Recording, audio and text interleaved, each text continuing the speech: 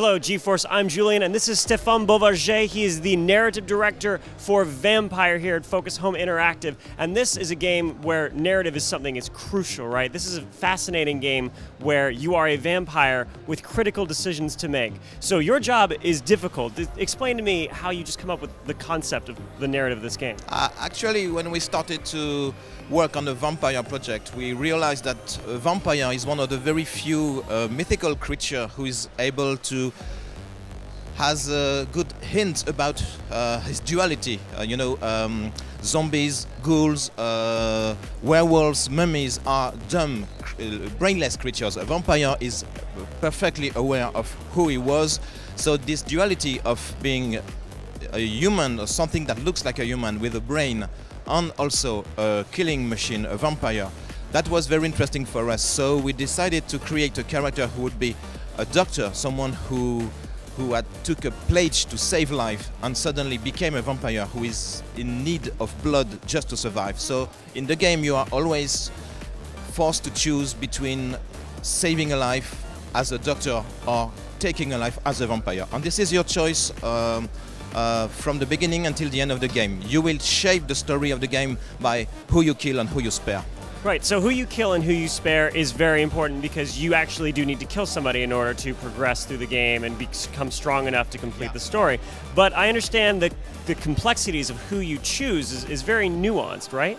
Yeah, because the more experience point you will get is always with the blood of the citizen you decide to kill, not with the creatures of the vampire hunters or your enemies you kill. It's not through the fight that you will get the most experience point. As a vampire, you will get much more experience point through the life of an innocent life, I would say, innocent blood.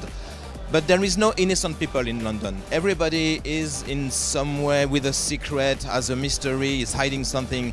Nothing looks like or is really as it looks like actually. So you can decide to kill someone at random to take a life because you just need the blood at the moment as the player. But if you want to pursue some inquiries and try to get some information about who are these people really, you can make a much clever choice about perhaps this guy is a, I don't know, he's a drug dealer perhaps, or he's in something of a black market because London is struggling with the Spanish flu at the time. So it's up to you, but everybody has a secret and you will have to decide who to kill according to your own motivation on how you as a player look at these people. Well, you guys were the same studio that did Life is Strange. It sounds like you guys really understand character development and subtlety, so that is definitely something I'm really looking forward to in playing this game.